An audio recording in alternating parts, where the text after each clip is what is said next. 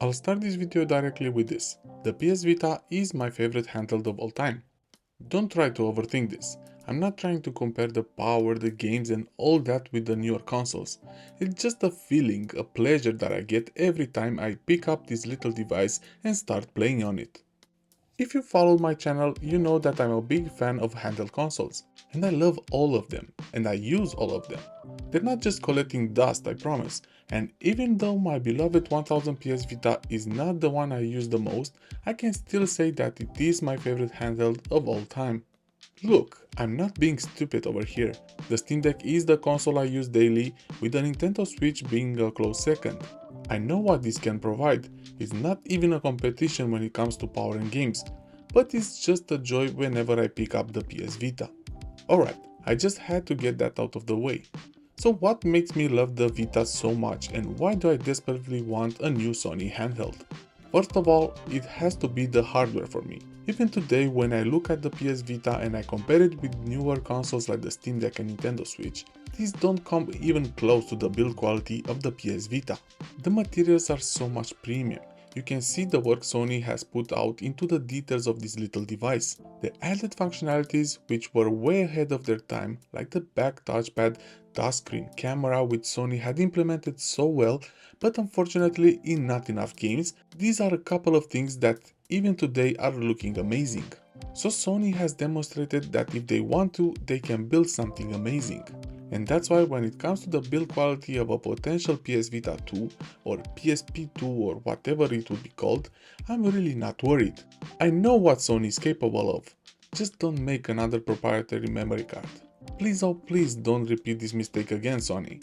This really is the main reason why the PS Vita failed, or why Sony failed the PS Vita. And before we jump to the things I want to be done differently, I do want to point out that software-wise, there is probably one thing I would want to keep from the PS Vita, and that is remote play. I love this functionality and I still use it today. Well, not on the PS Vita of course, as I can't do that with the PS5 anymore. But good thing the Steam Deck is so capable that I was able to install a third-party app called Chucky and it works just fine. I would however understand if remote play is not there in one scenario. And that is a big one for me, and I truly think that for a new Sony handheld to be a success, they really need to think this through. And I'm talking about the games. All Sony's handhelds so far, the Vita and the PSP, had some amazing games over the time, but all of them were dedicated games, designed specifically for them. If you think about the PSP library, I think most will say it was a success, and I never really cared about them being separated from the main consoles at the time like the PS2 or PS3. But I think that the technology has advanced enough to stop doing this. I mean, look at the Steam Deck, it plays some amazing titles from the PS4 era, like the God of War, Uncharted, Last of Us and so many others. So if Sony is doing this, they have to make all these games available on a handheld device. They already have an amazing library which can be available day one. And think about it, gaming studios will not have to develop different games. They can simply port these to different consoles and customers would be so happy. Imagine a PS4 level handheld. I'd pre-order one in a heartbeat. Being able to play a big first party title like God of War on a PS5 and then simply continue the same game on a handheld is something that I've been dreaming of for a long time. I already bought several games on PlayStation and Steam just to have them on the go on the Steam Deck, but having that game available already on a handheld would be absolutely amazing. To be able to continue your save, continue collecting those trophies, I really think this is something that a lot of people would love doing. And speaking about trophies, these collectibles are something that Sony is doing really well. And there are a lot of trophy hunters out there who will be able to continue collecting them even on the go or on the couch. I'm not that into collecting trophies, but I have to admit that sometimes I find myself getting into this game. I have several platinums and I would probably have a lot more if I would be able to do this on a presumably PS Vita 2.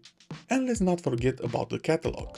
Sony is now offering 3 different tiers of online subscriptions, and they are trying to get more people on the more expensive ones with a wide range of older titles. They could be appealing for sure, but it's not for everyone. But if you would have the option to play all these titles on the go by simply paying for a subscription, I know for sure a lot of people would just jump on this train, myself included. I mean, I'm still hoping to get the Game Pass on the Steam Deck, as I think it's a great idea to have on a handheld device.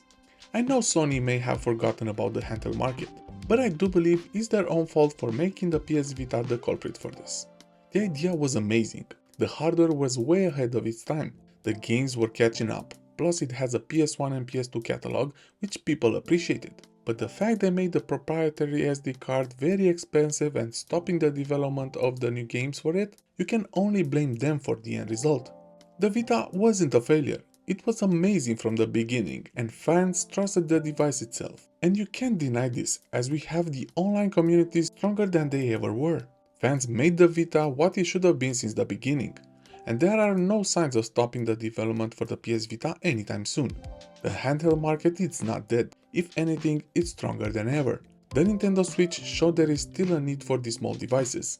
And now with the Steam Deck being such a huge success and so many companies that are coming out with their own, like the INEO and GPD, I really hope Sony would reconsider their strategy and shows that they still have a say in the handheld market.